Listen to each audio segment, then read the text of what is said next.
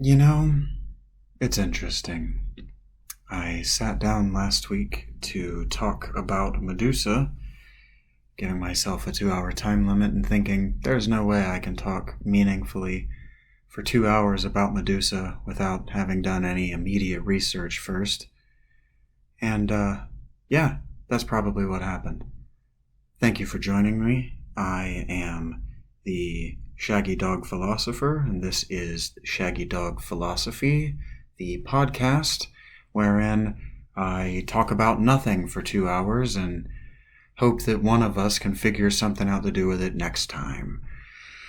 Last time, I talked about Medusa, and I really did just want to see what I knew and what I thought and what was going on in my pre-verbal mind as regards her, and I got 2 hours of talk about it, and I don't dislike anything that I've said there, but this week I wanted to talk about Arachne, and I didn't want to do it in the same way because I don't know. I've learned some things in the last week. It's fun what you can see and what you can learn and what you can reevaluate, where you can find value if you look. And we're not going to talk about that. But sitting down and thinking about maybe considering outlining what I have to say, I read the Wikipedia page for Arachne, and that might be where we end up starting when we go into this thing, but learning about Arachne in a specific way, not in just digging through my mind what I remember from middle school and what I've run across in books of comparative mythology, because if you remember last time, what we really were talking about was comparative mythology and feminism, specifically their bad faith interpretation of the past. And so rather than just using an example, I just wanted to pick a topic that I thought would be illustrative, and it was. But in reading about Arachne, I learned a few things. First of all, that our oldest Arachne story that we have dates to Ovid, which means it dates to the Roman Greek period, so it's useless for our purposes, really. Arachne is really useless on the surface to talk about ancient Greece and to talk about worldviews and changing worldviews, and it's most especially useless if what we want to talk about is bad faith interpretation and understanding of historical stories. But Arachne, it turns out, is perfect if what we want to do is examine the historicity of the Gorgon.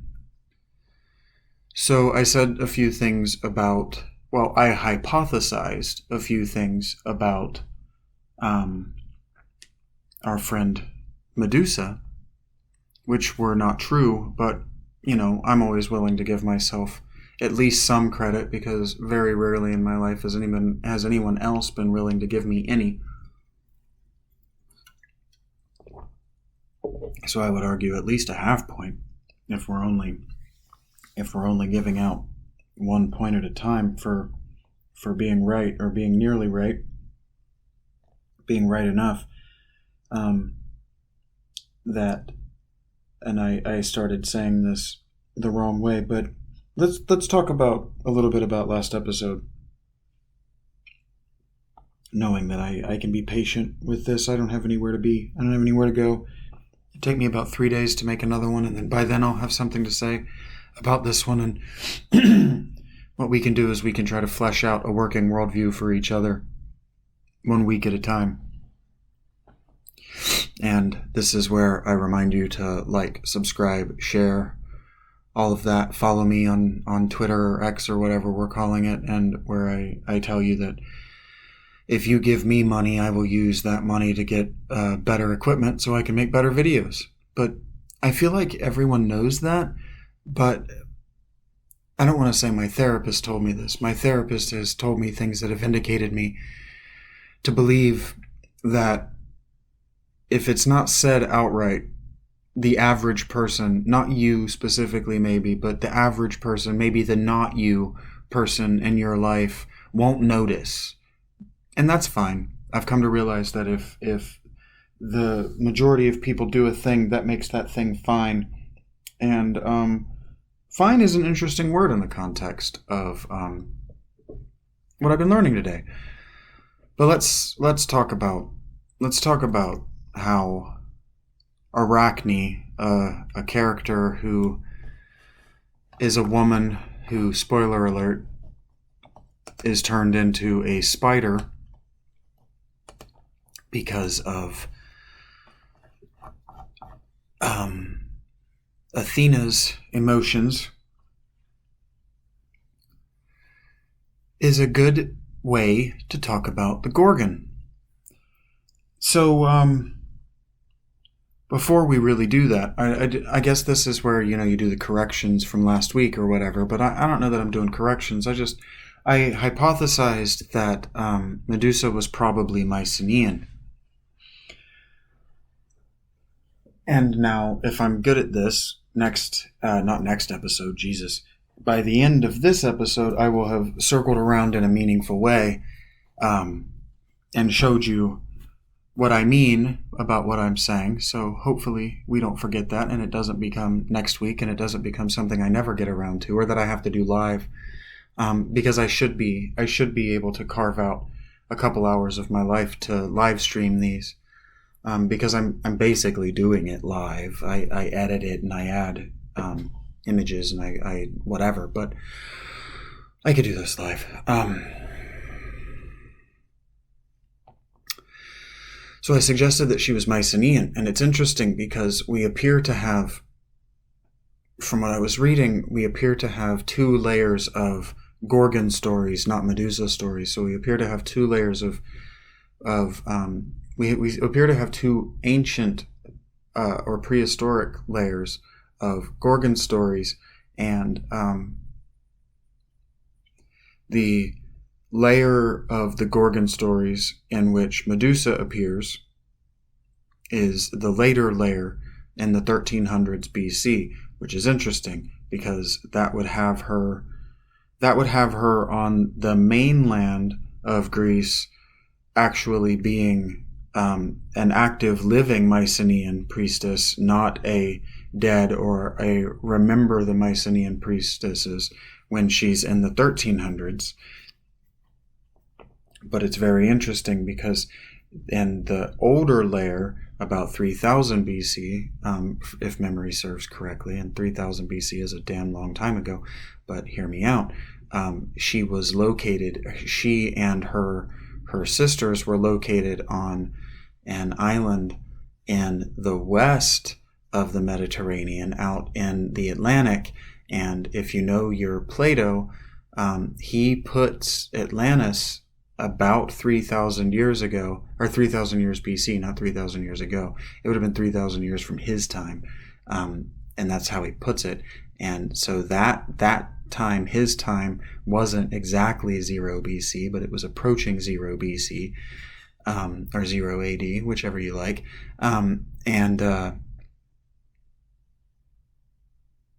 Scratching my ass and forgot what I was talking about. Oh, they have that island, or that people, being attached to Libya, and Libya is what they call West Africa. And from what I was reading, the Egyptians had a contra or a counter cult when the Greeks invaded them 1,000 years after 1300 BC, whenever that was, much later.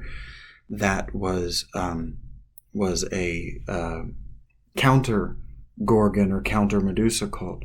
But it's interesting because the Gorgon, it appears, in the oldest layer, and then the non-Medusa Gorgon, they are two of them specifically, but they show up with Medusa in the 1300s. The Gorgon before that is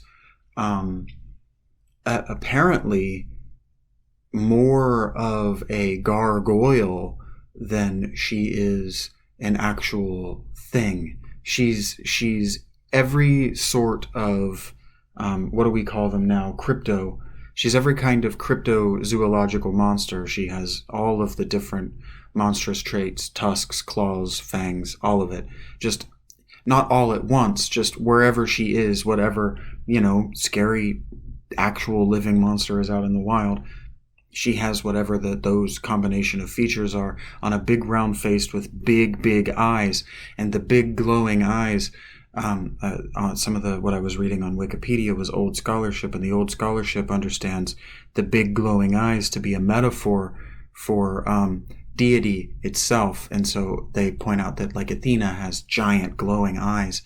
But as I talked about on my last episode, the most recent, and as I'm trying to remind it myself to do, I need to relate myself and my interest to you, because you probably don't have a baked-in interest and a pre-built knowledge of all this. So I need to remind myself that you may not always know what I'm talking about. And so I need to relate it to me and how I got there here, so that you can, if you want to do the work on your own time, you can follow my breadcrumbs in a more cromulent way. So when I say that I love monster fiction, my favorite author is John Keel, author of the Mothman Prophecies.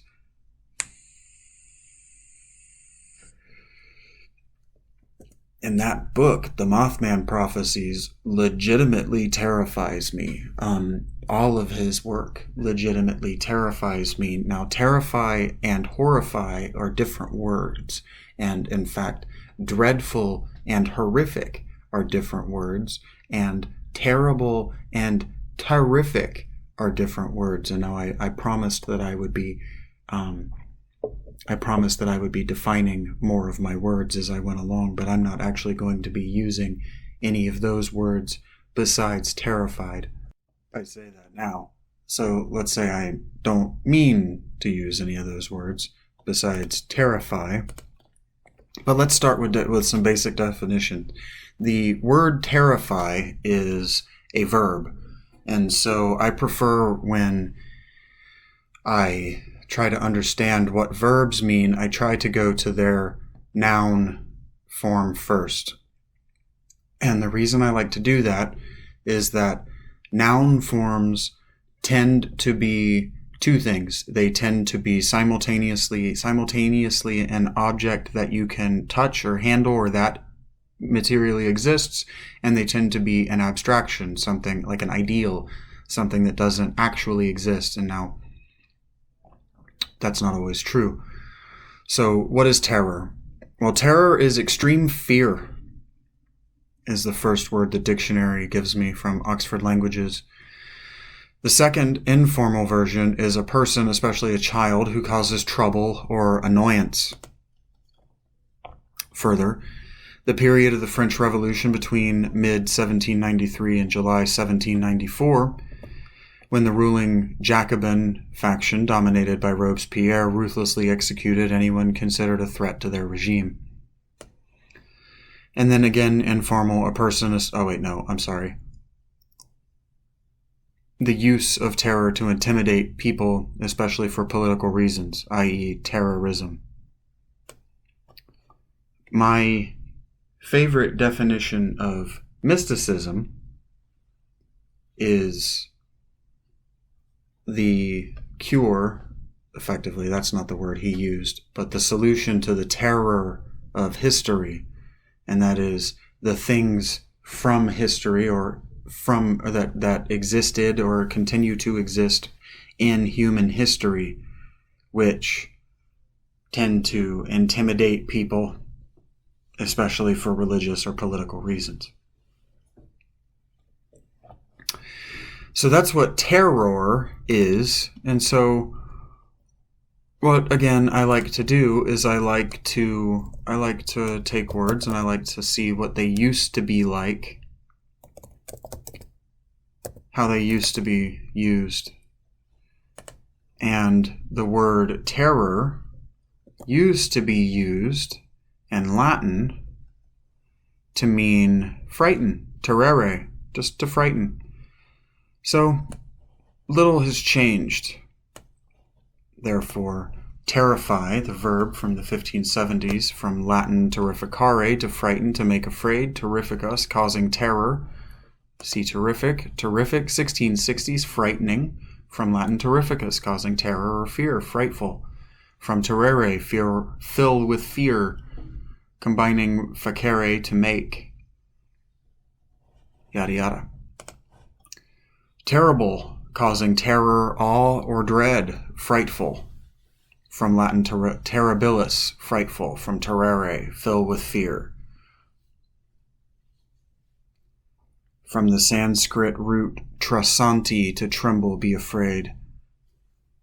You get the idea.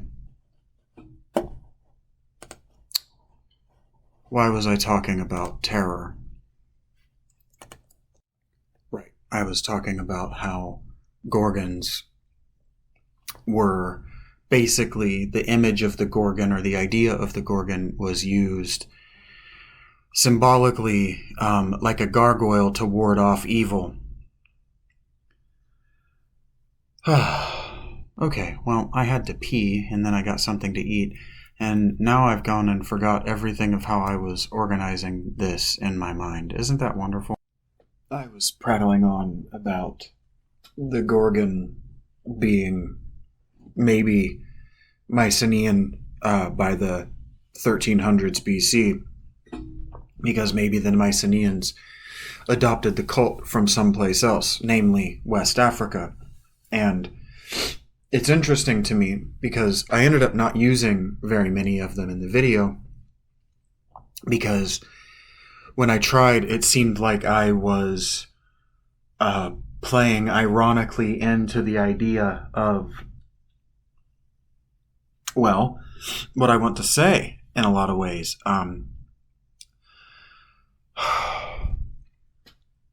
It might seem off topic to shift, back to my perspective and to relate how these thoughts come to me directly. But a lot of my time on Twitter is spent reading what African people actually are tweeting about the world.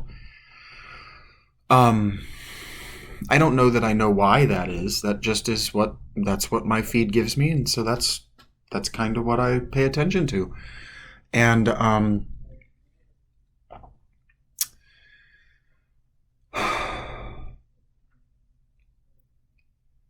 something that I'm noticing, and that I don't think is obvious, is that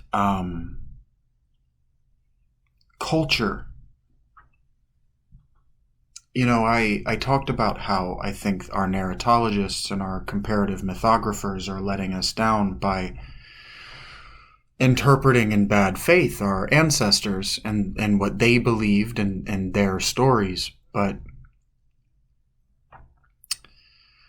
culture isn't a bacterial growth in a petri dish. Culture is difficult to define. And so what I'm noticing is I'm noticing that there is a push, let's say, among African women to behave white. Now, what that means isn't what you think it means, unless you remember me talking in my first ever episode about what white and black mean in the English language. And so white means to behave well, basically. It means to be good. And so in the nominally, culturally black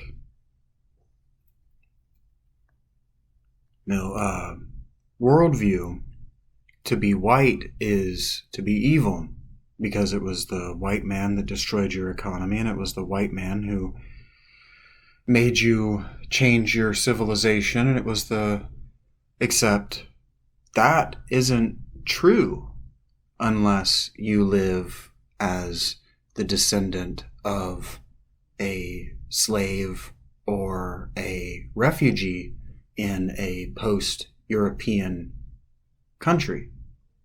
So if you live in Europe or you live in the United States or North or South America, Canada, or any of Meso or South America, if you exist as a human being in Africa, the people who ruined your culture are Arabs, nominally speaking.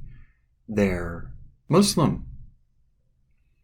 So you don't have the beef with white people that blacks on the other continents have with white people. You don't see whites as colonizers. You have a memory of whites being the people who brought you the goods that you needed to feel like you had escaped civilizational poverty.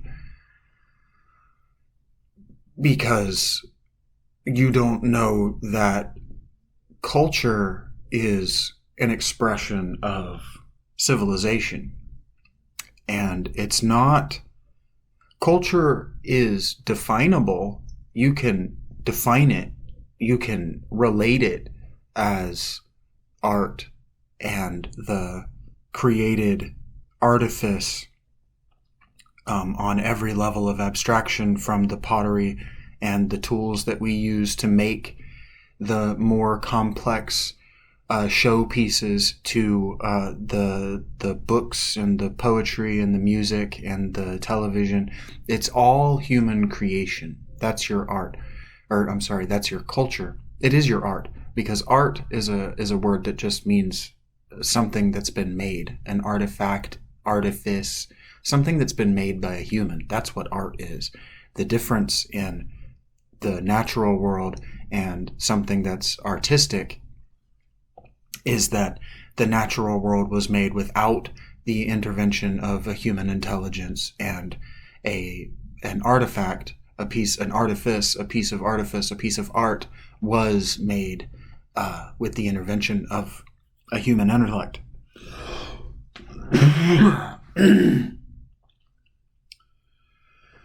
So what we don't understand is that culture isn't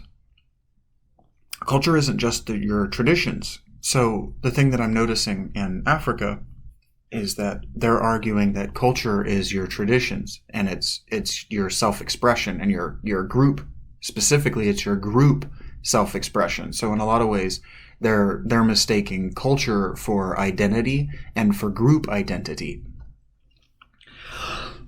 Man, I have the worst burr in my throat. But culture isn't your identity. Your culture isn't how you identify, and your culture isn't with what you identify. Your culture is inexpressible. Your culture is tied to your ethnicity, and it is in fact tied to your race.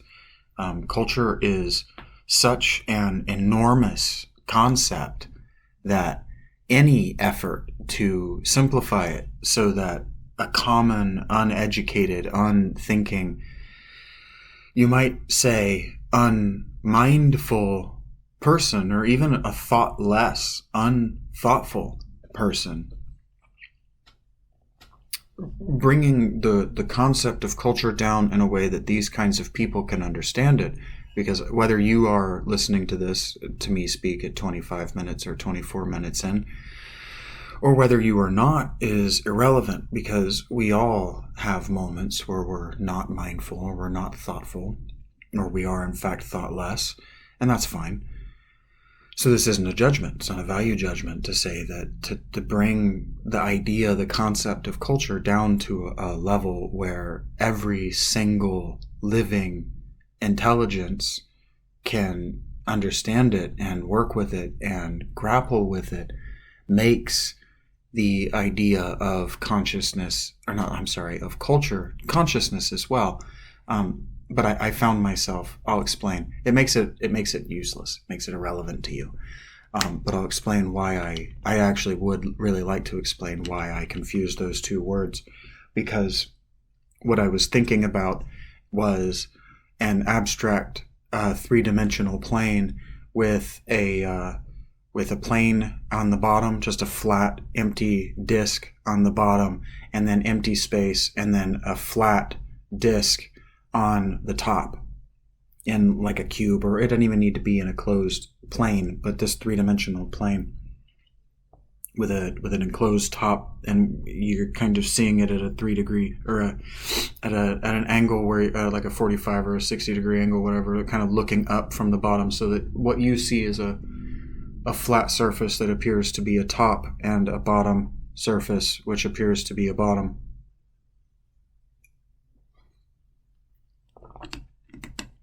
And so what you have when you're trying to communicate an idea to someone is you have the idea is the disc on the top, and you have the person who's standing on the disc on the bottom.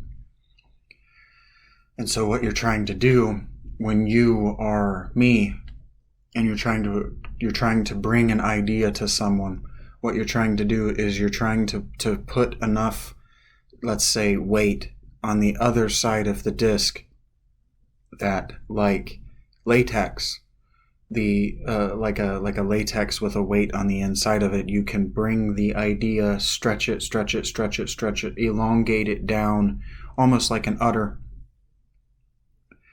to the person that you're communicating with. And that's simplification. The goal of a communicator is to simplify a massive, in fact, an infinite idea, simplify it with one metaphor that weighs so much that it's able to stretch the thing down to you in one line, or one thing, right? And that one thing that can therefore be used infinitely for everyone. But that's not what you have. We don't have ideas like that.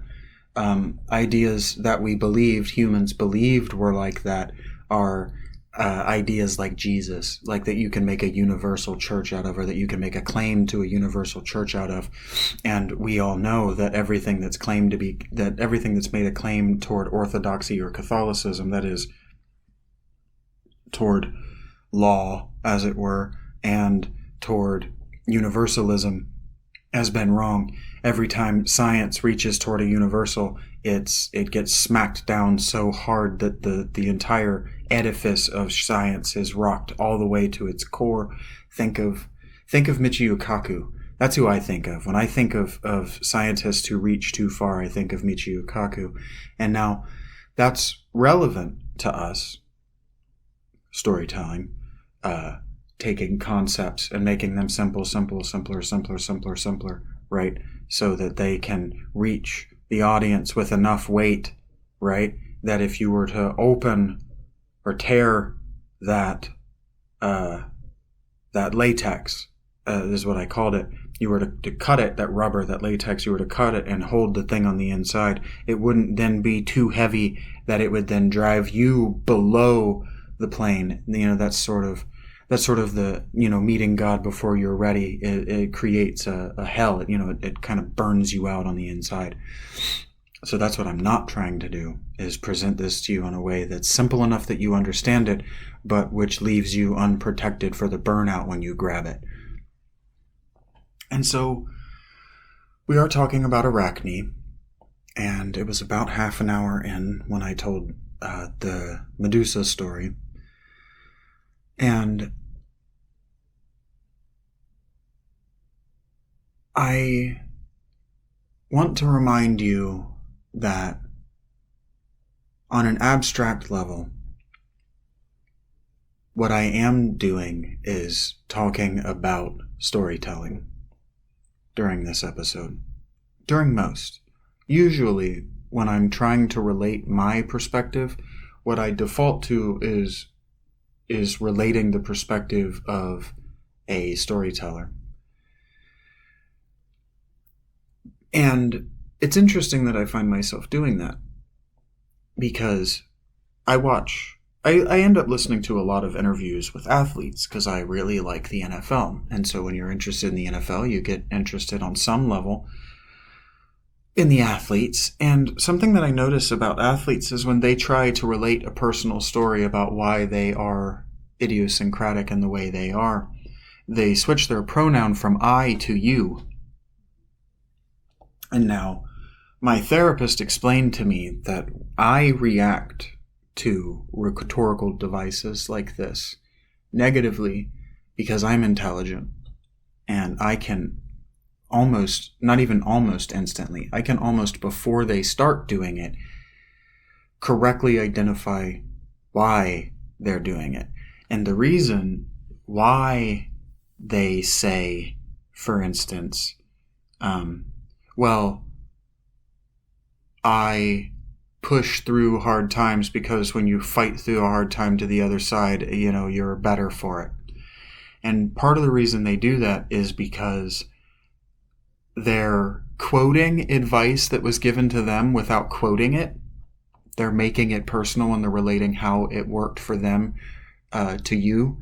Because what you don't want to say, typically this is the trap that I get into, actually, that I walk myself right into almost every time I try to relate myself to people, is I try to relate them the specific thing that I remind myself of. So when people are like, oh, your childhood was so bad, how did you make it through it? And I'm like, oh, I listen to songs. I listen to like this song a lot, right? Well, that song, for the person that you're sharing it with, that very specific thing, or my dad used to say blank, this quote, right?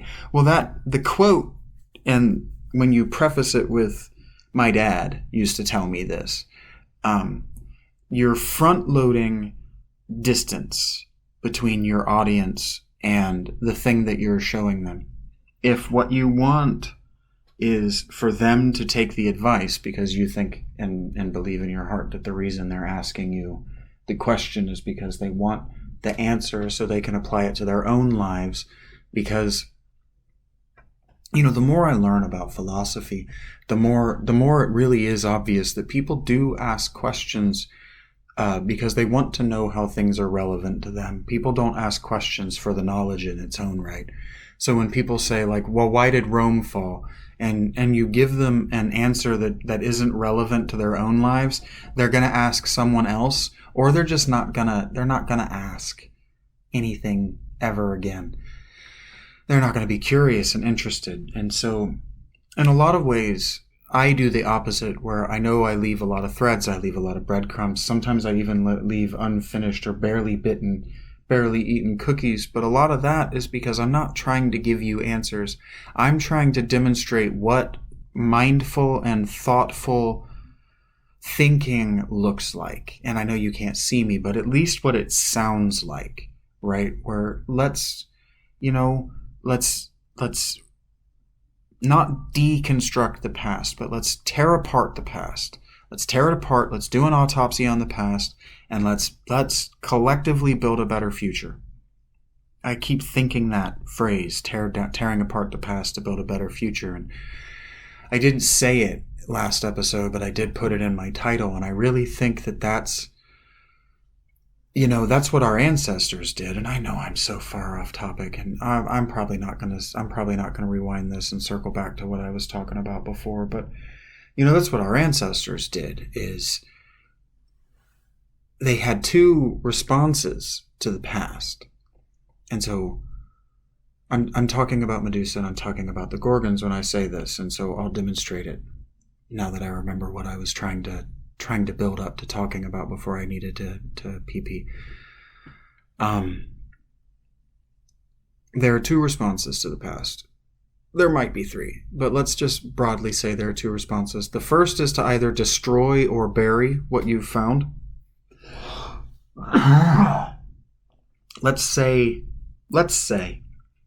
just imagine with me for a moment that you and I are Greeks in the year 2000 BC, and the civilization of 3000 BC that had these gargoyle gorgons on their temples and on their homes and on their shields and on amulets and medallions and these things, which are just horrible, hideous monsters. and you and I show up to this area, and we see these things, and we don't think much of them.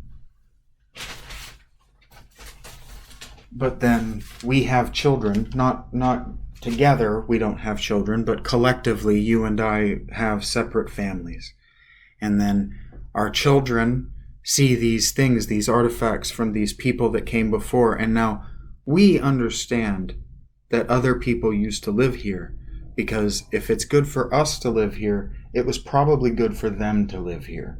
And now, by the time you've made it long enough to have children, and really what I should be doing is fast forwarding this until your children have children, because what you tell your children, really, honestly, what you tell your children is don't worry about it. We have more important things to do than worry about whatever, these statuary, this statuary. But by the time you have grandchildren, your grandchildren want to know, and you have a little bit of leisure time. And now leisure is the same word as school, okay? And so what that means is time to sit around and think about things and then tell people what you thought about and discuss them. And it means you have time to teach the youth. It means you have time to teach the young that don't have anything better to do than sit around and listen to their granddad.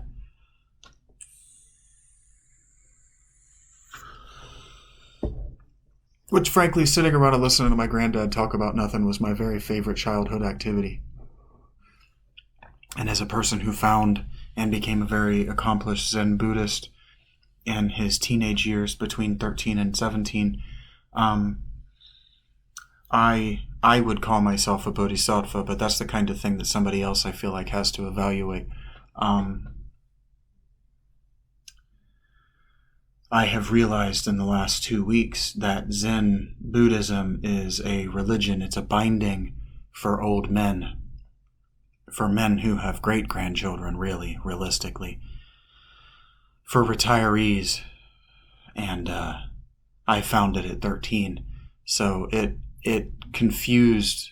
muddled or confused or put a big jag in my life path, because what we don't have in the West, and you need to be mindful of this, Africa and Asia, especially Africa though right now, because Asia has dealt with white people for a long time, but Africans seem to just now be, you know what, Africans don't even just now seem to be realizing that there are white people in the world. Africans seem to be just now realizing that there are other Africans in the world, which is laughable from a first world American perspective. But there was a time in the American past when Tennesseans didn't know there were Georgians. So let's calm down. Just because we're further along the road doesn't mean that we're higher up the mountain.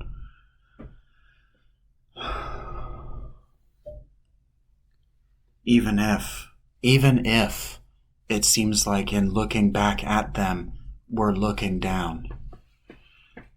Because, you know, that song, looking back at me, I see that I never got it right.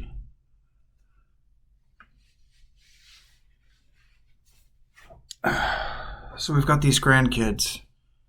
Sorry, I've been wearing knee braces to my legs are all fucked up, and I took them off, and now you get to know about that. So we have these grandkids that want to know what these gorgons are, and now what we could do is we could tell them to fuck off and to find something better to do. But it's more interesting to try to impart what we've learned over the course of finding this place and raising 2 generations of children, at least to the age where they can ask the question and be in relative safety and prosperity. You start to think about it. And, you know, it's not that you start to think about it. You know, you've been thinking about it since the moment you showed up. Who are these people? Who were these people? What are these symbols? What do they mean? Right? And you come up with an answer.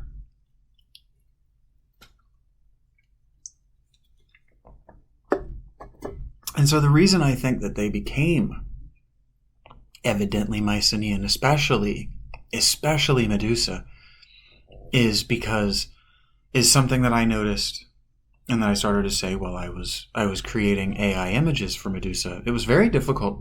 AI doesn't really, it knows what I want, but it doesn't know how to execute it. Now, that might be an issue of me not giving it proper feedback or not giving it good prompts, but whatever, I don't care.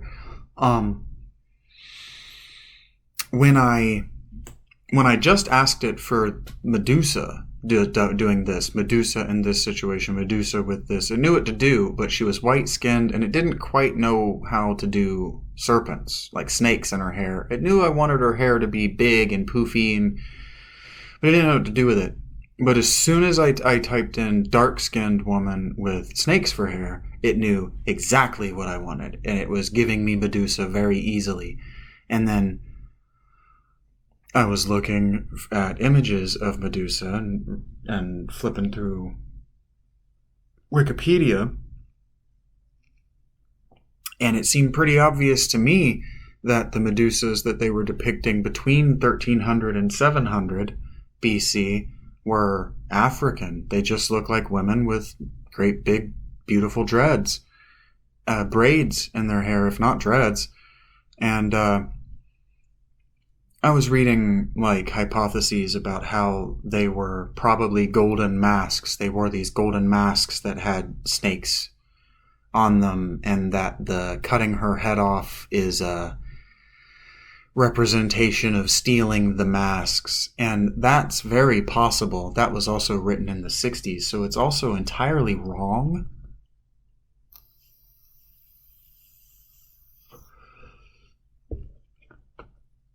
I stand by having read about the Gorgons and having seen that the Gorgons appear to be the terror of history. And Medusa appears to be a very real temporal terror that affected, if not Athens, I think it's called Thessalonia, northern Greece, Attica, I think is actually more correct. And it's interesting too, because I was talking about the Macedonians and how Macedon is older and this and it was kind of in a disjointed, just kind of thinking about it way. But the oldest Medusa story, if my memory serves, the oldest Gorgon stories for sure, and definitely the oldest Gorgon art that we have is in fact in Macedon. So these people, whether they were depicting a foreign culture in a negative light, or they were using gargoyle logic, to me is irrelevant, because culture war is real, and culture war started about 3000 BC. It's hard to say when culture war began. I was explaining to my girlfriend today that the Greeks had a division system of history where they used the Golden Age, the Silver Age, and the Bronze Age. And the Bronze Age is roughly our modern dating for the Bronze Age, but the Gold and Silver Ages were prehistoric. And so we don't use them anymore, and we don't talk about them anymore. You know, we talk about like the Axial Age, or sometimes we'll refer to the Heroic Age to mean about 3000 BC, when these culture heroes, these first great civilizers made the first great civilizations for which we have mythological or religious account. And there is no such thing as a religious account, so just keep it to mythological and leave it at that. The story is the myth. The religion is the dogma and the binding to the faith. And the faith is so many things are what the faith is. But the faith, because the faith was culture war, what the faith is became about monotheism, and that's almost modern. That is a thing that every living person needs to be conscious of. It isn't a thing until the 13th century, or maybe as early as the 12th century, but as a thing that individual people, especially people with an inclination toward joining the military should be worried about. I mean, you can date that almost directly to the conquest of Jerusalem. So that, again, culture war matters. It's hugely important, especially when we're talking about Arachne, because Arachne is about culture war. And so what I think I would like to do is I think I would like to be a plagiarist, and I think that I would like to just read to you from Wikipedia, because Wikipedia is owned by no one, and if I wanted to, I could have written what I'm about to read. I think that's a good place to start, and now that I'm 40 minutes in.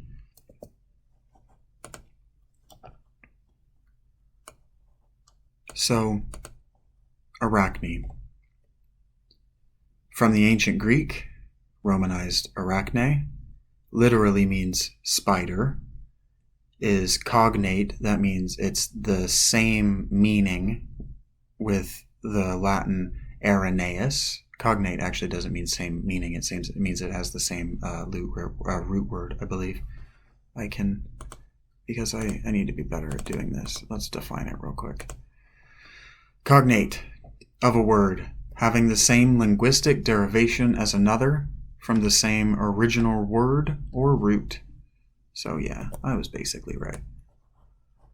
Related or connected is also what cognate means, as in chemistry. So she's cognate with Irenaeus. She's the protagonist of a tale in Greek mythology known primarily from the version told by the Roman poet Ovid, circa 43 BCE to 17 CE, which is the earliest extant source for the story. In Book 6 of his epic poem Metamorphoses, Ovid recounts how the talented mortal Arachne challenged the goddess Athena to a weaving contest. When Athena could find no flaws in the tapestry Arachne had woven for the contest, the goddess became enraged and beat the girl with her shuttle. The shuttle is the wood part that goes across the loom. Now, I don't know much about looms, so we're not going to talk about that. We should, though. Actually, maybe we will, because we should. After Arachne hanged herself out of shame, she was transformed into a spider.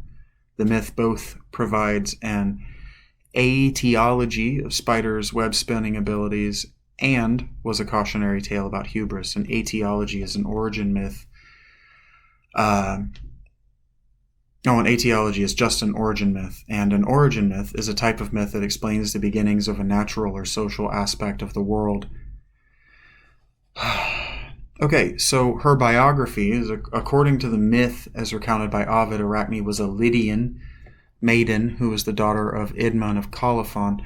Lydia is Anatolia, so those maps that I showed last time are going to be relevant again, and I will end up using them again, but I need to stop worrying about fronting all of that while I record to you. Arachne was credited with having invented linen cloth and nets, while her son Closter introduced the use of spindle and the manufacture of wool. She was said to have been a native of Hypaepa, near Colophon in Asia Minor. That might be Hypaepa, because I think there's also a Hypaepa. Hypaepa might also be what it another one of its names. Now, I was reading a little bit about Hypaepa, and it's actually it's not irrelevant to me. In 88 BC, about 150 years before Ovid, according to this. Now, the history section that they give us here on Wikipedia isn't, the sexiest of all time. But the people of Hypaepa rebelled against Mithridates IV of Pontus. Now, I don't know who that is, and you don't need to know who that is, but he was a king of Persia, and Persia were the rivals to Rome. And around this time, this 3-decade period between, let's say, 90 BC and 60 BC, is when the Roman Republic was beginning the machinery of empire. So this is around the time that Julius Caesar would have been a young person, and Ovid would have definitely known about the last 100 years of world history. So when he puts her there, he doesn't do it for no reason.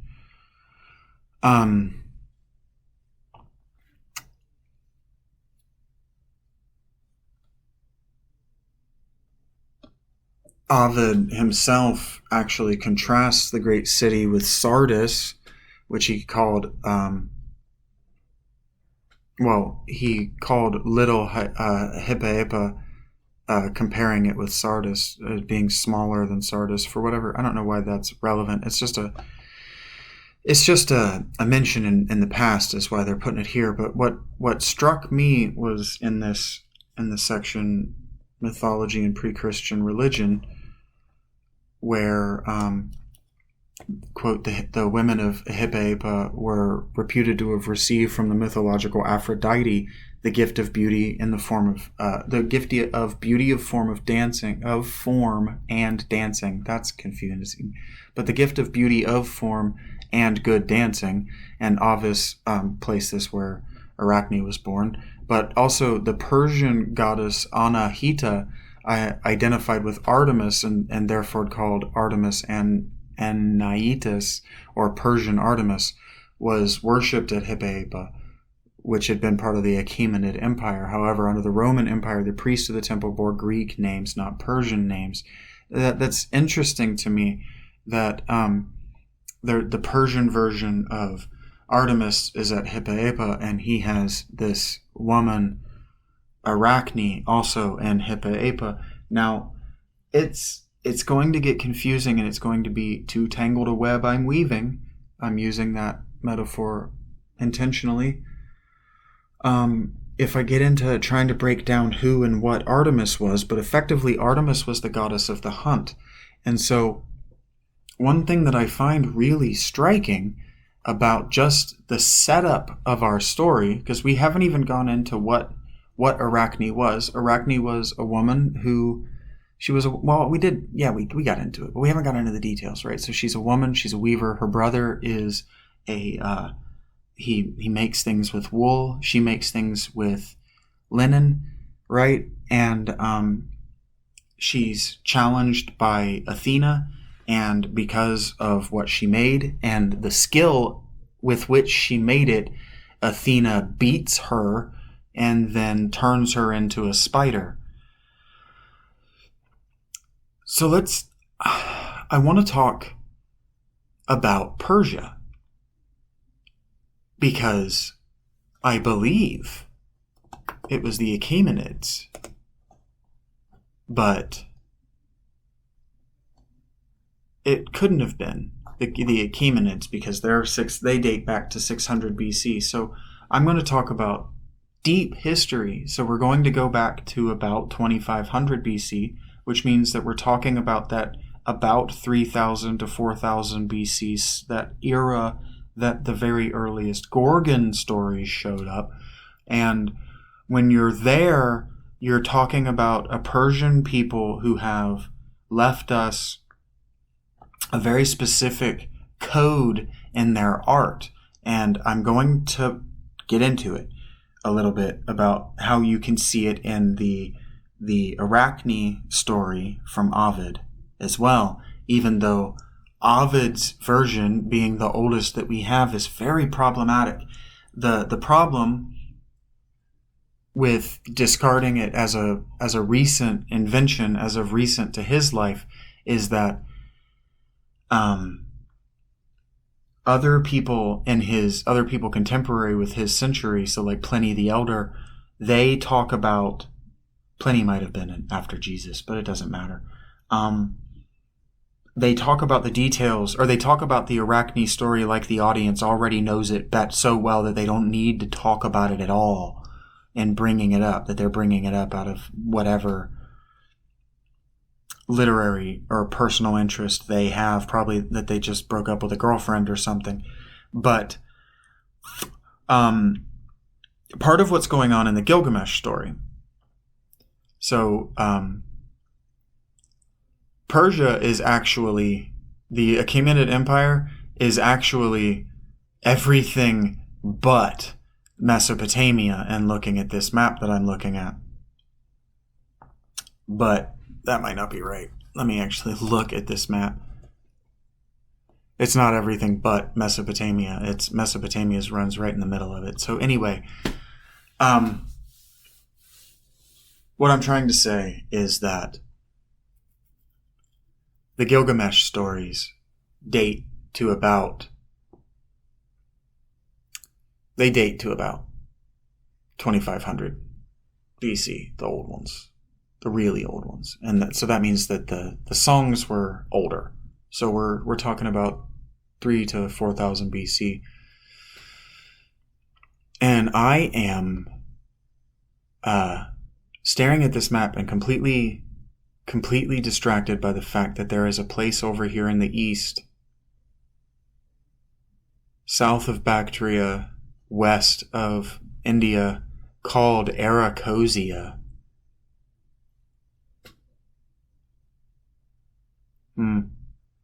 I wouldn't be surprised to learn at all that Arachne is a story that started in Arachosia. But anyway, the Persian people would have had a memory in their mythology of a time when their people, when they wore clothes at all, wore clothes that were animal skins. And then they remember that the animal skins became goat hides, became wool that was worked. And then linen, as such, is a luxury good, a luxury item. So linen clothing as such, linen being invented, the process of turning flax into thread, I'm unaware of how it works. But it generated a lot of new wealth. And I know that's true because we can look on the other side of the planet. We can look to England. England made a lot of wealth for they created an entire new middle class by producing sheep's wool for I can never remember what those people are called, but I think they're the Netherlands, Flanders. I think it was Flanders, wool merchants. So what I'm saying is that I think the Arachne story looks like a deep and ancient story remembering when humans, for the first time, started making their clothes out of linen. Because what happens is that it turns out that Arachne isn't making clothes so much as she is making tapestries. So she is such a skilled, like, depending on how you want to think about the story, because there are three ways that the stories go. There's she and her brother invented weaving, and the what's the word when it's working with wool? I'm gonna go look because I keep saying it and I don't know what it's called. I'm the worst. Also, it's relevant that her dad, Idmon of Colophon, was a famous dyer in purple, because the whole purple thing is wrapped up with the Jewish diaspora, and it really looks like, and if you were to ask Simka Jakubowicz, he would insist that the purple dye trade, as it existed in Mycenae and then as it existed after Mycenae was over, was actually native to a certain collection of Hebrew people. But what that actually looks like is that that collection of Hebrew people were educated slaves of Mycenaeans and the Maltese. And Malta is relevant to this story. She's also relevant to the DK story, which I have become newly interested in.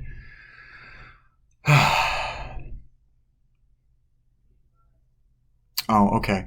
Apparently, he just introduced the use of the spindle in the manufacture of wool. So apparently, they don't. There's not a word for working with wool. I've just been struggling to shape my words. So anyway, we're going to read now from Wikipedia about metamorphoses, or by Ovid's Metamorphoses. So,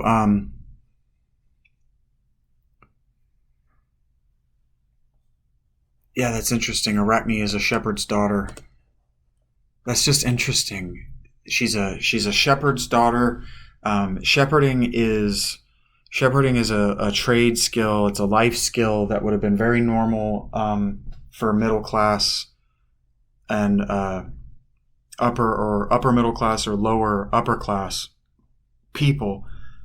So landowners and people with our setup, where we're talking about you have grandkids in a new land, shepherds tended to be the people with grandkids in a new land with statuary that they needed to explain to their kids.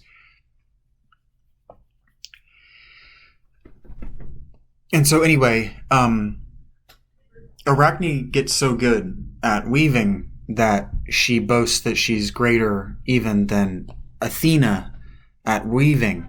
And now that's interesting to me, because why should Athena be known as a good weaver?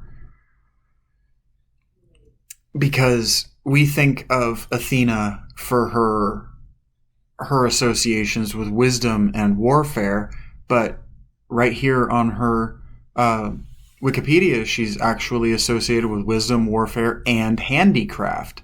And handicraft is so important, because we've talked about this a lot, but let's do some basic definitions again. Wisdom is what humans collectively know as a group.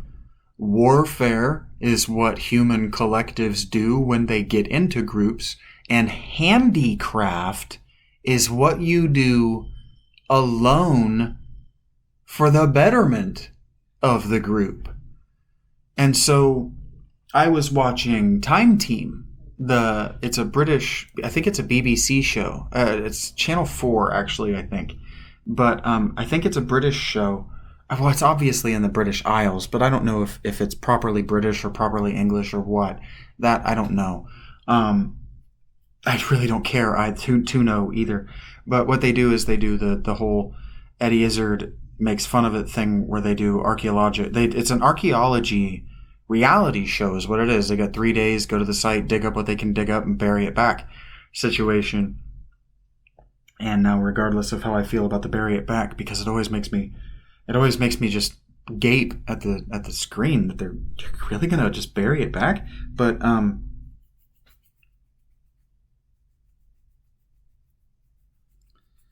they were digging a 400,000-year-old site in Britain. And so that site predates Homo sapiens by 200,000 years, by the amount of time that we've been Homo sapiens. So it was definitely our pre-human ancestors. But that begs the question of and they talked about it on the show, like what exactly is a human? Where is the delineation? How relevant is the delineation? But what they kept, when I'm thinking about it, when I'm talking about, is I want to talk about complexity and I want to talk about necessity. Okay? And so they kept talking, what the one guy, Phil, kept making a big deal about how ugly and unskilled the flint knapping was. And what I kept thinking is, well, if there's so much flint lying around that you can just pick it up and use it as a tool right there where you live, you don't need to make good tools that last a long time. In fact, you might even make a tool to do what you're doing on an impulse in that environment. And therefore, no one that lives in that environment needs to be a professional flint knapper. Because there's a difference in being a hunter-gatherer and being a hunter-gatherer, or being a family of hunter-gatherers, or even being a small collection of a few families of hunter-gatherers, and being migratory hunter-gatherers. So even here in North America, with the Native American Indians,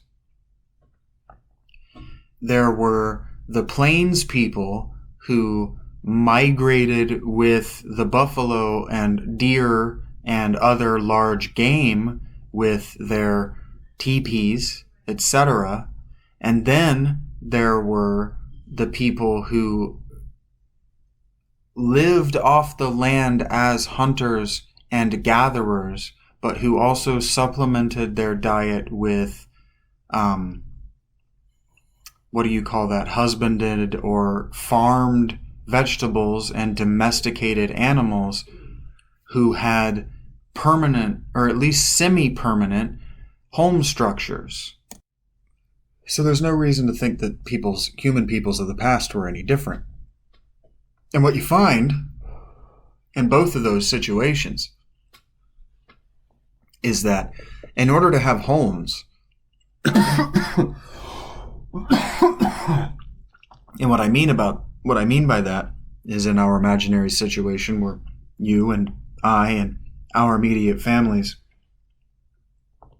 were able to live in a place long enough for us to have children, and then for our children to import spouses to provide us with grandchildren. In order for that to happen, we needed to have a home. So if we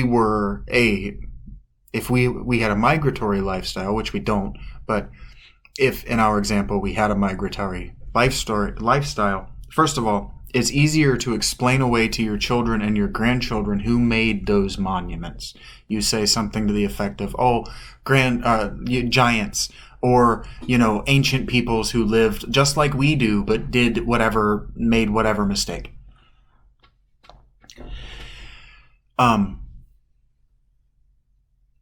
Because you don't live in it, they don't play in it much, they don't get to experience it much. But you still have to have homes. You still have to have a home. And in order to have a home, you have to be successful at gathering food, right? So if you're always on the brink of starvation, you don't have the energy necessary to make a home, right? And a home isn't where the heart is. A home is where you can sleep safely. Sort of. A home is where you can sleep safely, and it's yours. Okay? And it's semi-permanent. It's not just going to suddenly not be where you can sleep safely anymore. And so, in order to have a home, the first thing that you have to have is food security. So you have to have enough food to meet your basic survival needs. Without enough food to meet your basic survival needs, you're not safe.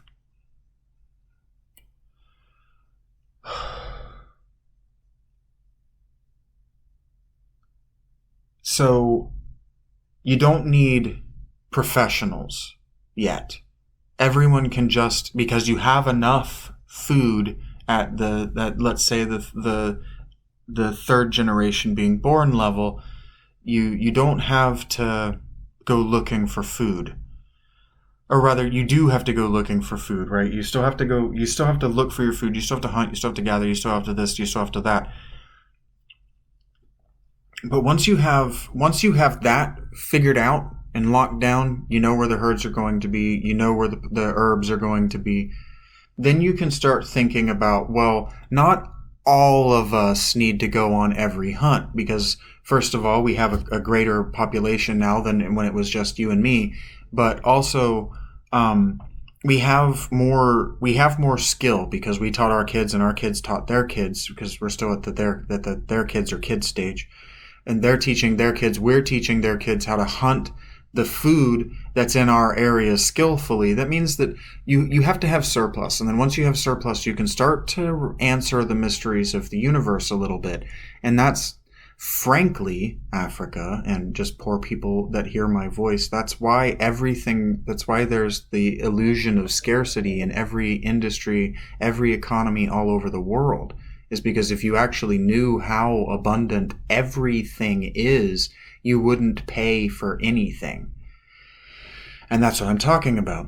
And so what we did is we figured out, well, if there are 9 of us and 3 of us nap the flint, the 3 of us who are the best at it nap the flint, and the 3 of us who are the best at it make the spear and arrow shafts and tie the flint to the spear and arrow shafts with the fletching, and then the remaining 3 of us who are best at it use those tools that have been made in that 2-step process to hunt the game, then everyone eats, right? That's specialization. That's what I'm talking about when I'm talking about specialization. And so at the 400,000 years ago level, we didn't need to specialize because there were too few of us to have an abundance that mattered. The world was abundant with food, just like the Garden of Eden, just like Genesis explains to us, and like, you know, spiders. Anyway, spiders are weavers of webs, so like stories matter, right? And so what I'm about to tell you about Arachne, all of this is not just in an abstracted and meaningless way about Arachne. All of this is the weight that's going to make Arachne make sense to you in a meaningful way, okay? There was a time before you could wear clothing at all.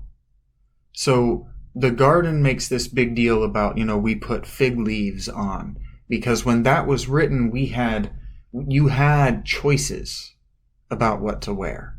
All right. And so wearing a leaf is impractical because it's a metaphor, but you can if you had an idea of clothes in your mind already, and then suddenly you were naked and ashamed before God, you could conceivably figure out how to make a skirt or some sort of clothing out of plant matter, because you've already got the idea in your mind.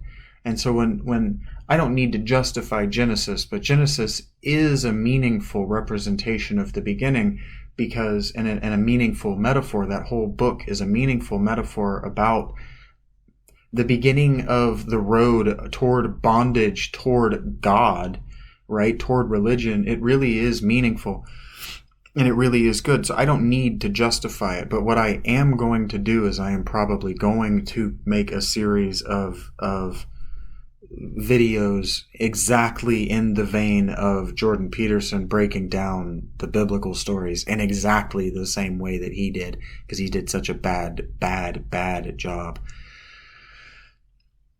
So let's just drop everything that I've been saying like a hot rock. Oh, I'm trying to explain why Athena is wisdom, warfare, and handicraft. So handicraft is specialization. So like what I said, wisdom is what the group knows, warfare is what the group does, and handicraft is what the individual does so the group can do warfare and with the group's wisdom. Okay? So handicraft was believed by ancient peoples to be a gift from the gods, and your particular skill at your particular handicraft, your interest in that particular handicraft was thought to be divinely inspired. And what I mean by inspired is inspirited. And what I mean by spirit is inbreathed. What that means is that some God put the idea in your head, is what it means. When you're inspired by something, it means an intelligence outside your intelligence affected your intelligence. And so Athena is the goddess of the city Athens. She's the patron city of the city of Athens. And so everything that she stands for, Athens stands for, because I think it was Plato, and you would be good to be mindful of this, when that person said that as you can say of the city, you can say of the man, is why they had patron deities of their city. So Athena is wisdom, warfare, and handicraft. This is a people who self-critically analyze themselves, their past, and the people around them. There are people who will fight to defend what they know, and there are people who work hard, independently, toward the greater good of everyone. Now, that's their goddess, because that's their ideal. That's what everyone is expected to uphold. That's your duty. That's your responsibility to the city, is to be useful. Everyone is, and the thing that we fairly frequently forget is that the people in the countryside who support the city are also responsible for those things, but they are bound in religion to different gods. So, for instance, the Spartans had a slave people called the Mycenaeans who were barred from participating in being Spartan, but also from Spartan religion. And so what that meant is that any claim to unique knowledge or communication with the divine, meaning any unique connection to a sweet timeshare in the afterlife, is barred from you if you're not Spartan. That's cultural warfare. You're either us or you don't go to the good heaven. That's a big deal. That's a big deal. Even today, you can act postmodern and say, my afterlife is no big deal to me, but you're just wrong to think that. Because what happens after you die is that the world continues going and your story is no longer yours to control. No longer yours to tell people how to interpret. So, continuing on a little bit with Arachne, she boasts that she's better than Athena at weaving. Well, that's a big deal, because if there are stories where Athena is actually the one, Athena or Zeus are actually the one who give Arachne and her brother Closter their abilities, is it's actually Arachne who inspires them. And so when she says, well, I'm better than the one who inspired me, it's like, no, wait a minute. I put the idea in your head. You can't be better than me, is how Athena looks at that. And so she takes offense, and she sets up a contrast between the two of them.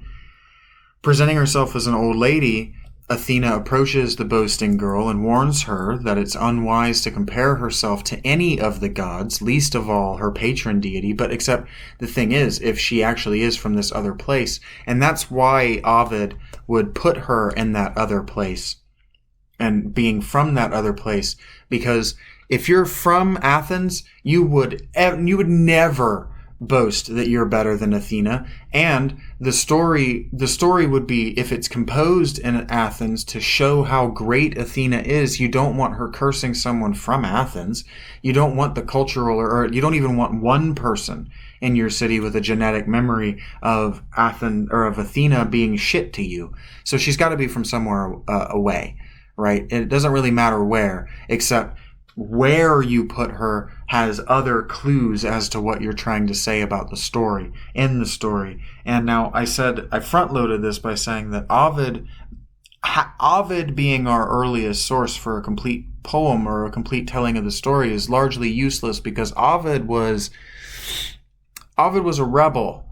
Ovid was a poet who very much understood that poetry was an art for speaking the truth, and that his emperor, Augustus, didn't want anyone speaking anything remotely like the truth. So this story, Arachne, has to be viewed that way. You have to see Athena as representing as representing Augustus, or at least as representing the city of Rome, because again, you're writing this poem. You don't want to be murdered for having written this poem. You don't have it be Romulus that's cursing people. You have it be some other city. You follow what I'm saying? Again, showing you how I think from the perspective of a writer, rather than saying, well, if you were a writer, you would see it this way too, and then asking you, can you see it the way I do? So anyway, Athena sets up a contest between the two of them, her and Arachne.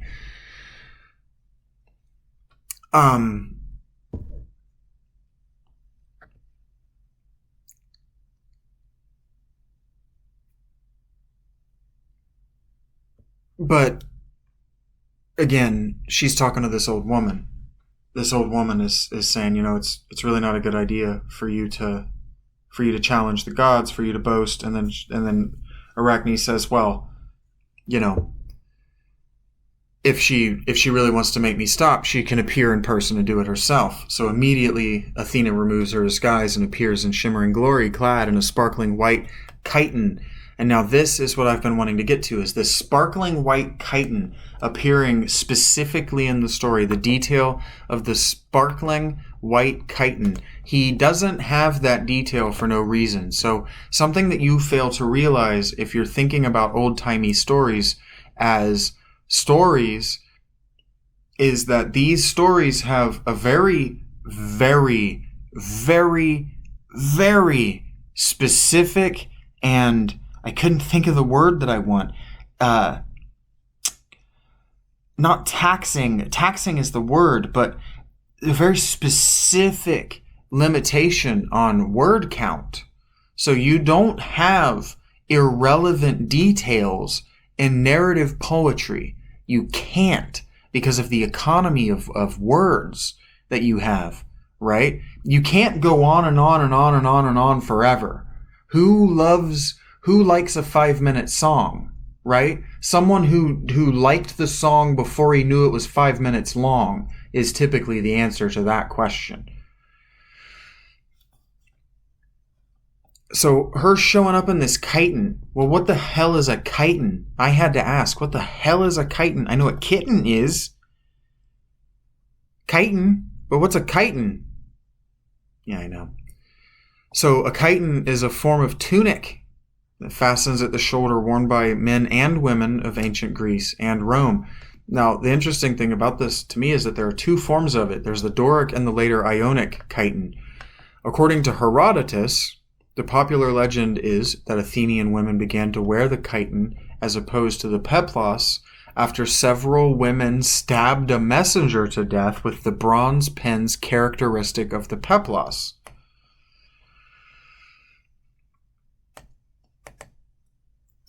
That's really interesting to me. And so I'm going to read to you a little bit more here. The Doric chiton is a single rectangle of woolen or linen fabric. It can be worn plain or with an overfold cord and apoptygma, which is more common to women.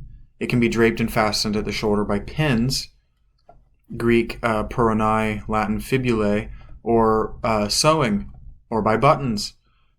Now, if you know anything about the Celts, this sounds an awful lot like how they dressed. They wore, they're called, I don't know what they're called, but they wore these pins. They wore these particular pins that would clasp their clothes together. Now, a lot of times all they would wear was a cloak, but it was a giant rectangle of fabric and they would just pin it closed at the shoulder. Now, this fancy folding and over draping and all of this, that's what your clothes start to look like when you are rich enough to afford more than the bare minimum fabric to cover yourself. And I know that's true because those funny hats that look like balaclava that the medieval peasant wears, those become the big, fancy, ridiculous rolled top merchant hat later when merchants can afford to the cloth necessary to make them super long and roll them up on the top of their heads. So if it's true in one period in time, it's probably true in another, because what's true of the man is true of the city, and what's true of the man is also true of the human being. So the Ionic chiton could also be made from linen or wool and was draped without the fold and held in place from the neck to wrist by several small pins or buttons. And then he says, they tell the story again here, where here I'll just tell it. Herodotus states the dress of the women in Athens was changed from the Doric peplos to the Ionic chiton after the widows of the men killed on military expedition to Aegina stabbed and killed the sole survivor with their peplos pens, each demanding where their husband was. This lynching, quote, seemed a thing more terrible than the disaster. Thereafter their chitons were held with buttons, often styled with the face of the Gorgon.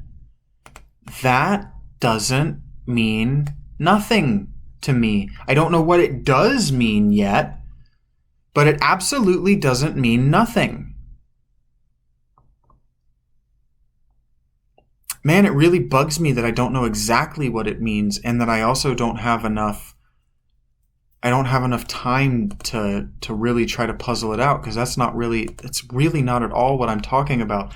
But anyway, the point is that Athena shows up at this story, this woman who by all accounts is the best weaver of linen ever, which means that she makes the whitest, most beautiful, the softest, the breathiest, right, linen chiton in the world, effectively, because the world was a lot bigger to them than what we think, because I've shown you the map of the people who were Greek, and those people were trading and communicating, right? So the world was pretty big, but the world's not that big, right? They don't mean the globe. They might not even mean all of the Mediterranean. When they say she's the best in the world, they might mean she's literally the best in Anatolia.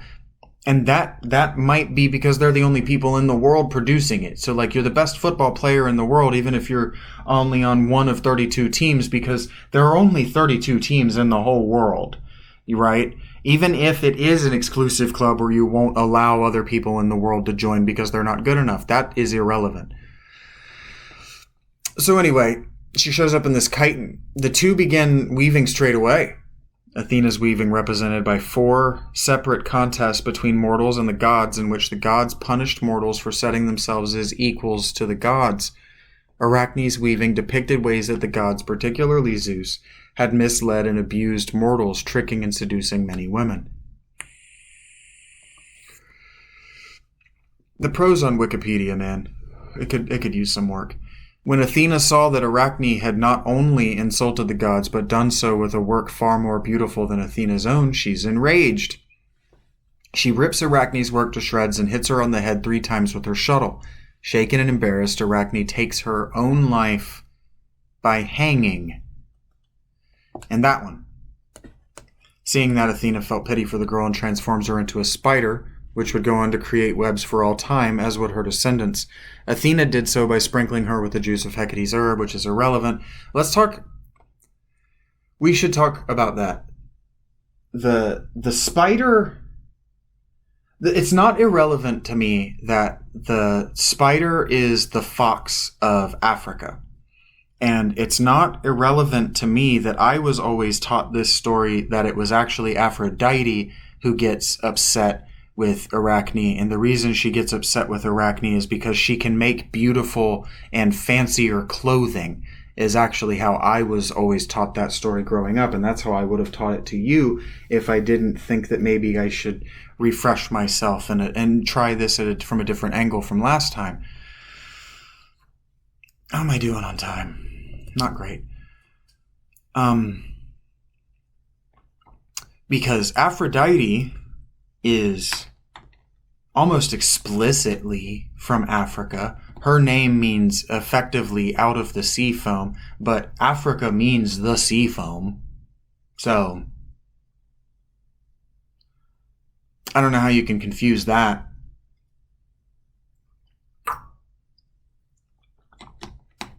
Especially when, anyway, that's irrelevant. No, it's not either, because especially when you consider the Kronos' dad, whom he kills, who impregnates the Mediterranean Ocean, is a representation of primordial Africa.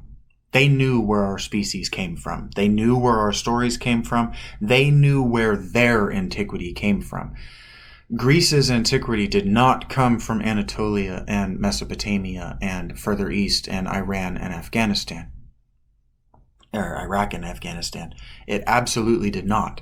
Absolutely did not. It absolutely came north up out of Egypt and out of Africa. It absolutely did. They say it repeatedly in their myths. In the oldest myths, they repeatedly say, we have imported this god from Africa, that god from Africa, that god from Africa, this god from the Middle East, this god from the Middle East, this god. They say it repeatedly. They know where they got their gods from. Because, as evidenced by Herodotus, they were interested in going around and asking, who built all this stuff? Who built all this stuff? Because imagine, you live in 700 BC. If archaeologists are right and the alternative history crowd is wrong, the pyramids were built 2,000 years before you were born. They were built an inconceivably distant time from your birth. Think about 23 AD. I get routinely frustrated with trying to listen to lectures about, for instance, the living Jesus, because 2/3 to 3/4 of any lecture, any product, any program, any human artifice trying to talk about the 1st century AD requires 75%, as much as 85%. I keep making it more, but as much as 85% of the program to just be about contextualizing the 1st century for you in a real way, because that was 2,000 years ago and it is inconceivably different. It's not just different in that they had different technology, different sewer technology, different food technology. They didn't have tomatoes in the Middle East, for instance. So I'm constantly reminding myself about Italy that they didn't have marinara until fucking the 1700s or something, right? So and that's only 300 years ago.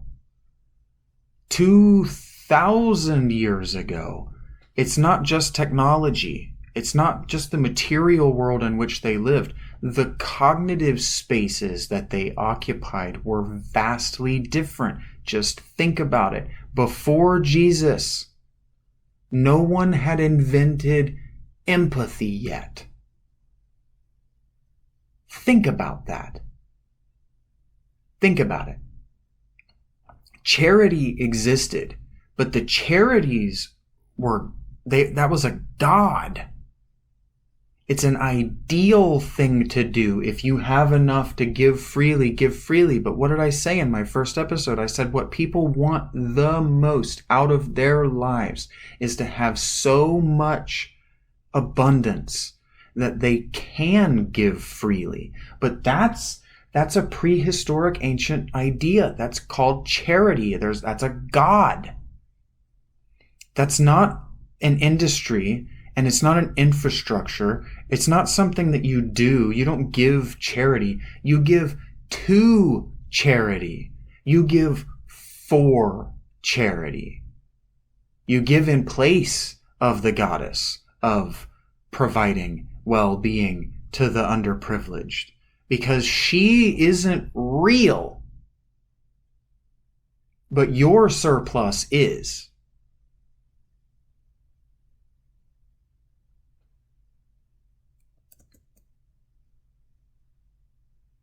And so it's not meaningless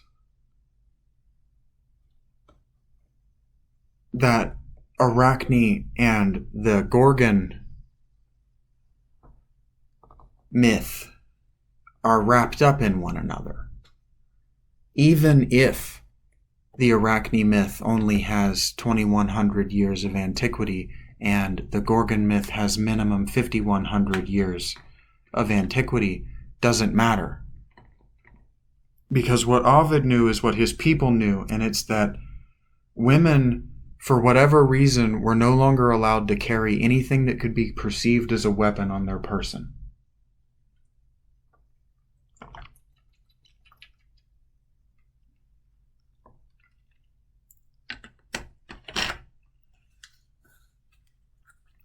Because the tradition of the Celts, as an example, was to carry weapons on the person.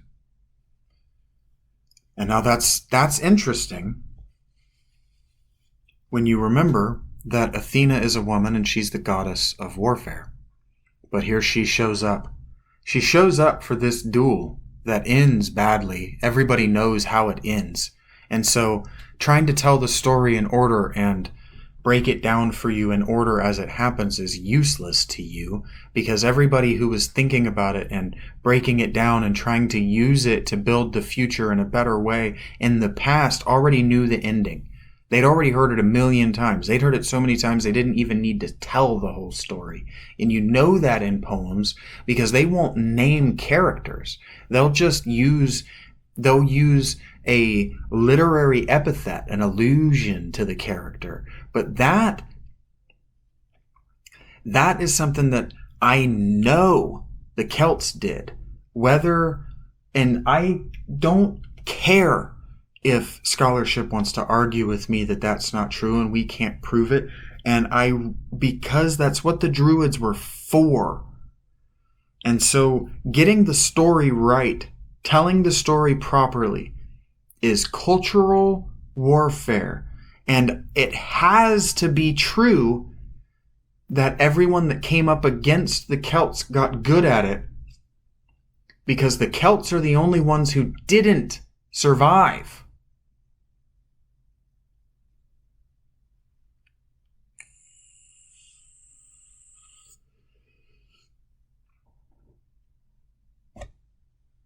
Killing yourself in shame and then being turned into a spider sounds an awful lot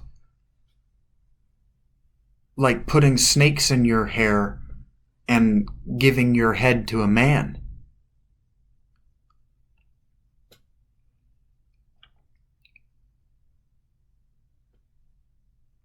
Because what are spiders? Spiders are weavers of webs. And what do we understand webs to be? We understand webs are complexity. So weavers of complexity.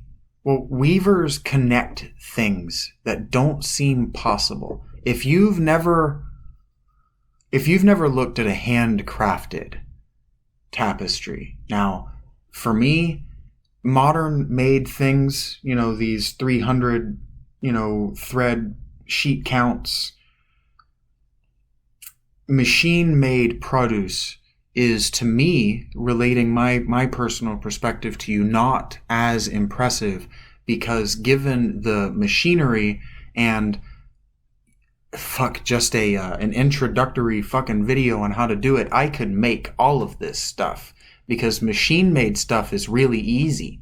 It's all right there. All you need to know is how the machine works. And frankly, the Industrial Revolution proves to us that it's so easy, even an uneducated 6-year-old child can do it and make money for someone.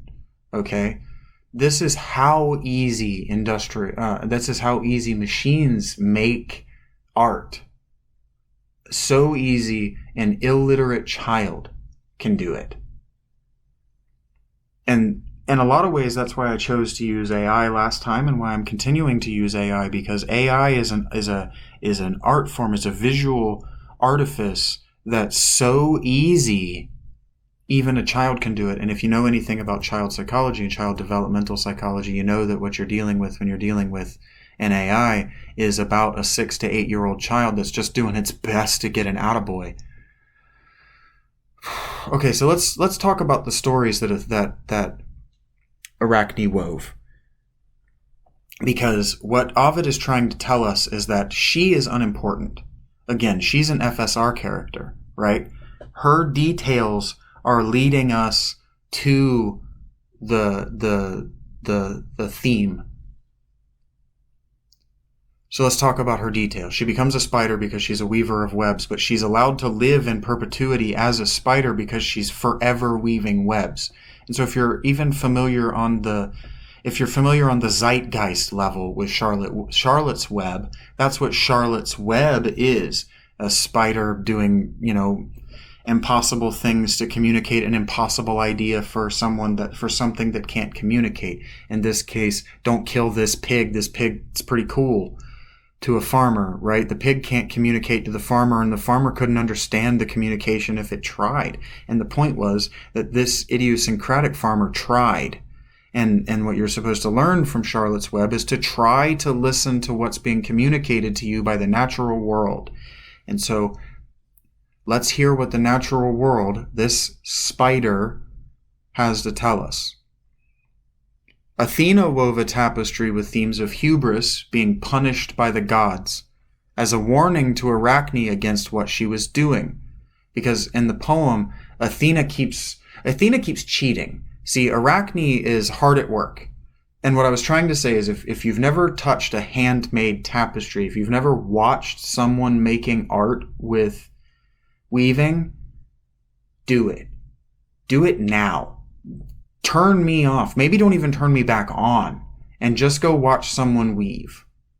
It is a miracle. It's magic. It's incredible. How they can see where the colors are going to be, where the strings are going to, it's incredible.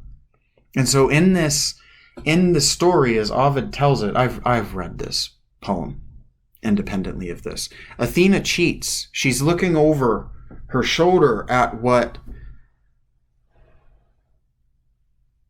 Arachne is making, because he's not showing us what Arachne is making in the poem. What he's showing us is Athena and what she's making. And so Athena starts out and she's making something nice and how much she likes humans, and humans are pretty great, and it's pretty self-aggrandizing. It would be. Athena's Athena. She's the goddess of wisdom, so she knows how badass she is, and she's the goddess of warfare, so she knows she can back up her talk, and she's the goddess of handicraft. She invented the loom. She invented this whole process. She's the one that was like, hey, dickhead, take that thing, the flax, the part of it that you don't eat, no, the part you don't eat, and turn it into clothes. And so then she starts making this tapestry about hubris and about other times humans have stepped up. And if you don't know what hubris is, it's a word that I should have defined a long time ago and probably did. But hubris is a self-aggrandizement. It's not even narcissism. It's a belief that you're better than the gods, is what hubris is. It's Thick 44 saying, I know things God doesn't even know. Right? That's hubris. And so she's looking over and she's seeing what Arachne is making. And so she starts telling this story about other times the gods have punished people for their hubris. And, the punishment for hubris is the pride, right? Is the fall that comes after the pride, right? Hubris is the pride. The punishment is the fall. So in the four punishments that Athena showed were Hera and Zeus transforming Rhodope and Haemus into the eponymous mountain ranges, Hera transforming Queen Garana into a crane for daring to boast of being more beautiful than the queen of the gods, Hera, again, turning Antigone of Troy into a stork for competing with her, and finally Cinyras' daughter being petrified, turned to stone. Those four tales surrounded the central one, which was Athena and Poseidon's dispute on the Areopagus over which would receive the city of Athens. Athena offered an olive tree and Poseidon a water spring. The Athenians eventually chose Athena.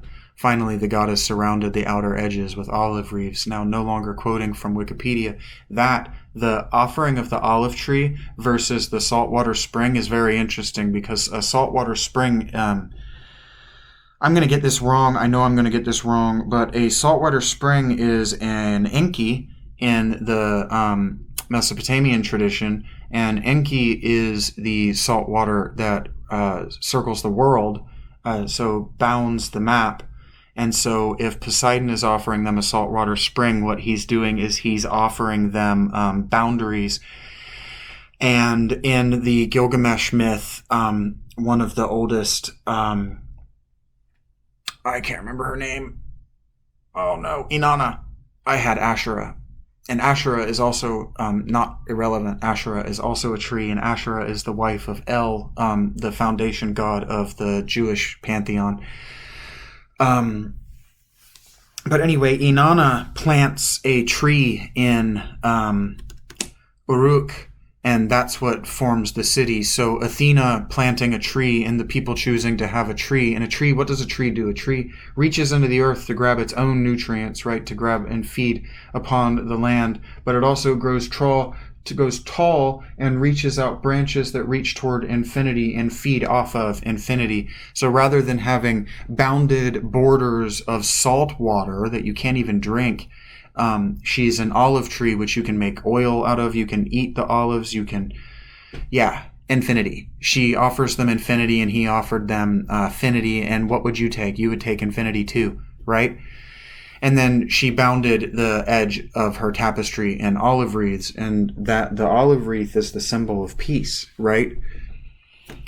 Arachne, reading again, meanwhile chose to include several tales of male gods tricking and deceiving women by assuming other forms instead of their own. So, if you want to know what they were, she depicted Zeus transformed into a bull for Europa and an eagle for Asteria, a swan for Leda, a satyr for Antiope, Amphitryon for Alcmene, a golden shower for Danae, a flame for Aegina, a shepherd for Mnemosyne, and a snake for Persephone. That's interesting that he also lay with Persephone. The gods got around with her, huh? She's married to Hades, and he found a way to... I've never heard that story. Poseidon transformed into a bull for Cannae, Enipius for Iphimedia. I don't know all these words, or all these names. A ram for Theophany, a horse for Demeter, a bird for Medusa. Okay, the horse for Demeter is relevant to me.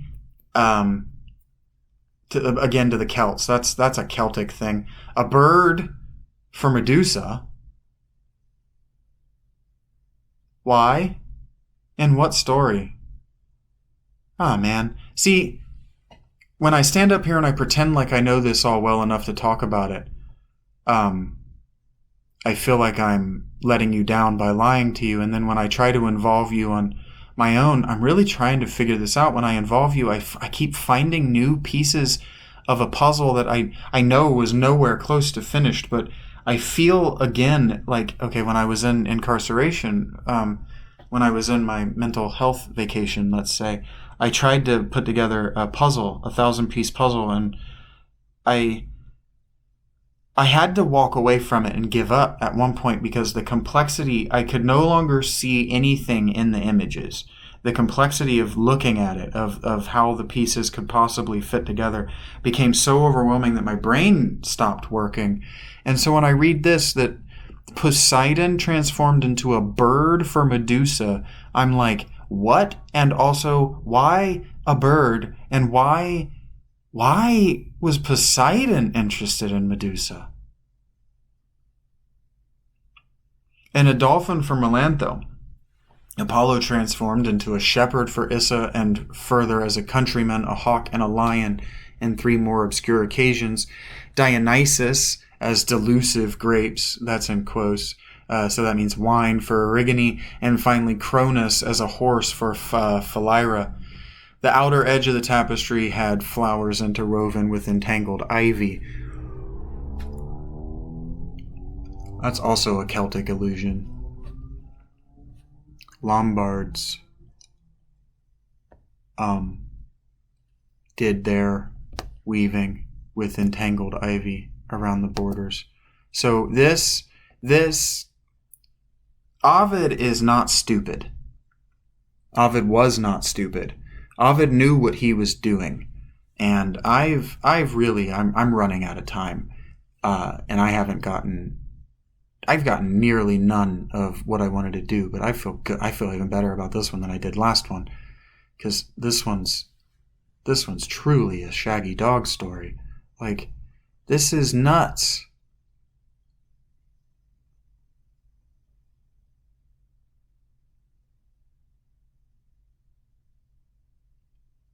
So anyway, there's an ancient Corinthian arabalos, which is a kind of oil. It's a kind of oil jar, which dates to the 6th century BC. So the 500s BC has the story of Athena and Arachne, and it's the earliest depiction, but that might not actually be.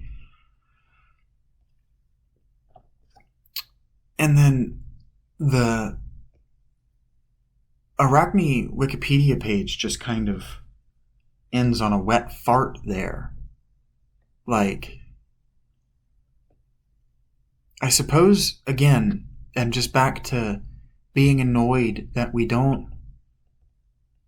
just clearly don't know what we're looking at, and we just don't have any interest in trying to articulate it in a meaningful way. But Ovid does. He articulates it in the poem. Okay?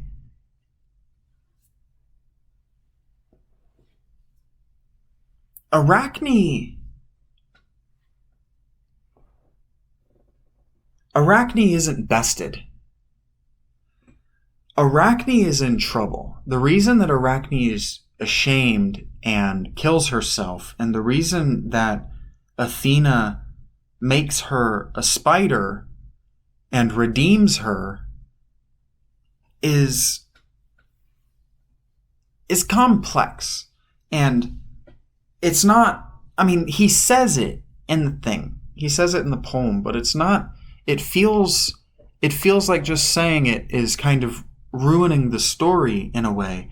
But Arachne kills herself not out of shame for her hubris or whatever they wanted to moralize it, or however they wanted to interpret here on the Wikipedia and elsewhere that I've heard it and maybe that you've heard it. She kills herself in shame because Athena's like, why is this the story that you choose to tell about the gods to prove that you're superior to the gods? How is this justice, and how is this virtue, and how does this artistic representation of us with your magic weaving skill, how does that better you? How, in another way of putting it, and again, remember, Athena in this particular story from this particular writer is Augustus, Emperor Augustus, Caesar Augustus. And Arachne is any artist who gets caught or is censored by the government. And what the government is saying is, why would you depict us in this way? How do you benefit, and how does society benefit from you depicting us in this ugly way? How, Jim Mars, does society benefit from you saying we didn't land on the moon? Even if it's true that the gods have deceived mortal women and one another, even if that is true, how do you benefit, and how does society benefit? And what she realizes is that society doesn't benefit. So she kills herself. And in an act of mercy, because what you're supposed to do when the gods confront you and call you out for hubris is change your ways. She brings her back as a spider so that other people, because a spider has less ability to communicate what the gods have to say. A human can communicate it to you in a visual media much more effectively than they can verbally, and infinitely better than a spider. But if you're paying attention and you're looking at the details, you can also see the workings of the gods, the handiwork of Athena, in something even as insignificant as a spider web.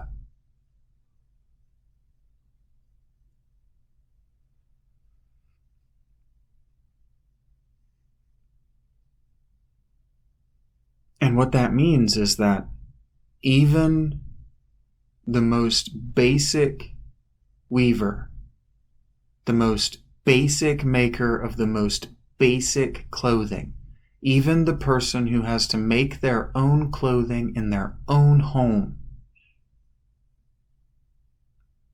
is contributing to all of society by remembering that they are less than the ideal, that they can improve. Shaming the gods and reminding us of the worst things that the gods do, and using the worst things the gods have done to justify doing lesser evils, is shameful. And now we no longer have an ancient conception of shame, where the appropriate and only appropriate response to shame was either self-exile or self-end.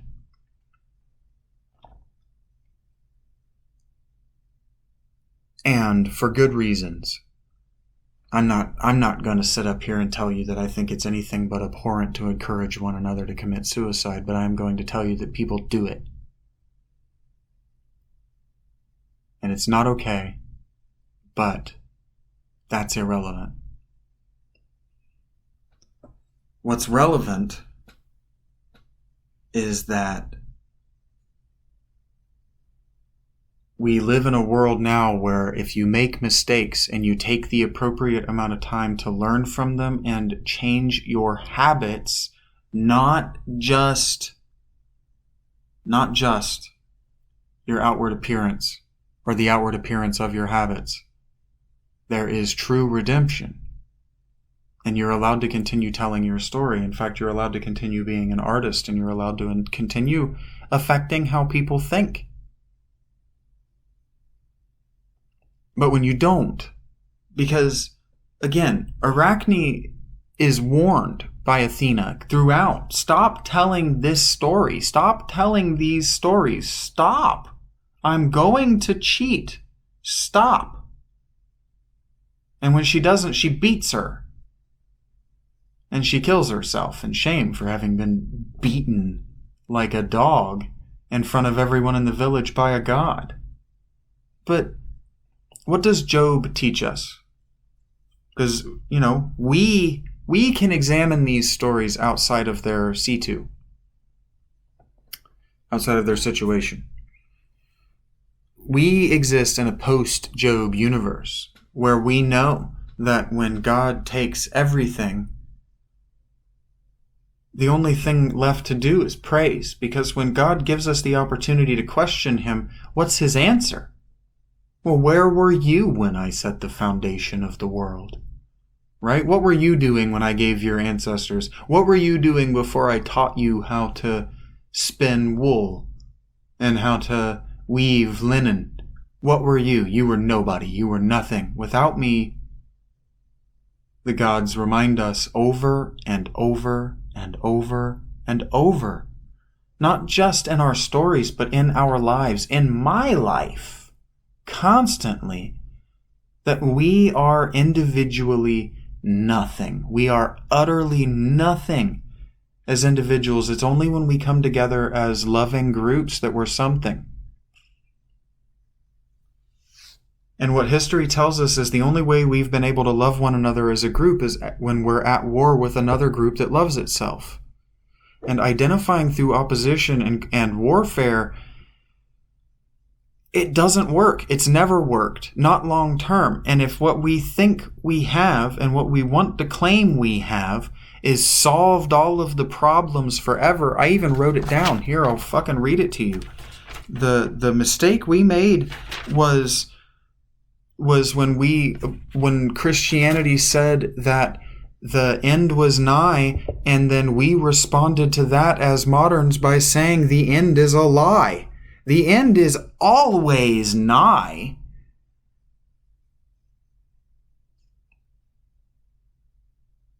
That's why we used to put Gorgons on everything. And that's why Arachne is necessary. The end is always nigh. The gods are always deceiving us.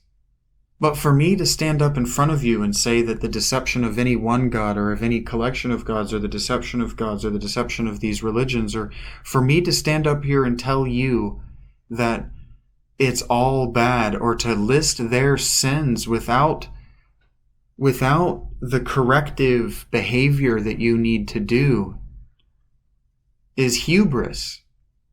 Because at the end of the day, the only thing you're going to learn is what I got wrong in my behavior. So if I'm going to stand up here and say that I'm a righteous or I'm an upright person, you should listen to me, because I used to meditate when I was a teenager. I have to demonstrate what mindfulness and what thoughtfulness look like. And what they look like is remembering that everyone exists in their context, and everyone is just as stupid as I am. Hey, thank you for listening. This has been the Shaggy Dog Philosophy Podcast. I am the Shaggy Dog Philosopher, and I will talk at you again soon.